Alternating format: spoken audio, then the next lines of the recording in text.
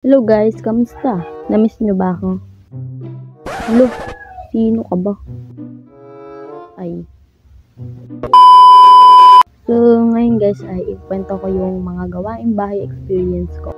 Kahit hindi naman talaga gumagawa. So, ayun, bilang isang mabuting anak. Uy, wala sa script yun. Tsaka, di ka naman mabuting anak.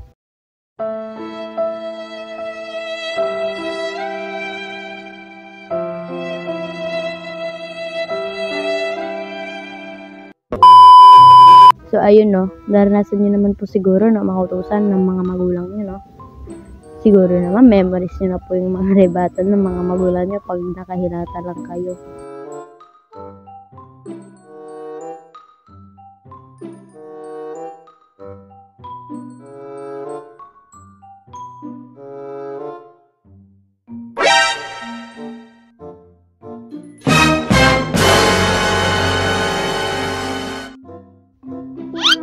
Bla bla bla, wala kayong ibig, bla bla bla.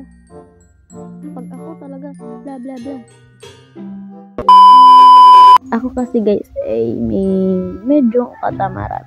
Hindi naman po natin yung may kakaila dahil sa normal naman natin nararanasan yan. Tara, samahan mo akong ikwento ang nangyari.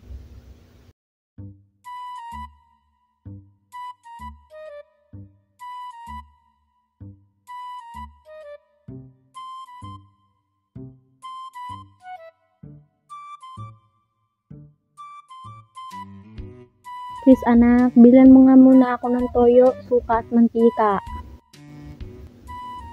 Wait lang po. Anong wait? Ayokong pinaghihintay yung utos ka. Bumili ka na, ang lapit-lapit lang ng tindahan. After nun, nakonsensya ako kasi kanina ko pa pinaghihintay yung utos ni mama. Kaya nagsorry ako sa kanya. So kung nagustuhan niyo po tong kwento na ito is mag-subscribe, like, share, at i-comment nyo kung ano pong gusto nyong content natin sa susunod na video or ikwento. So yan, see you in my next video guys. Bye bye. Thank you.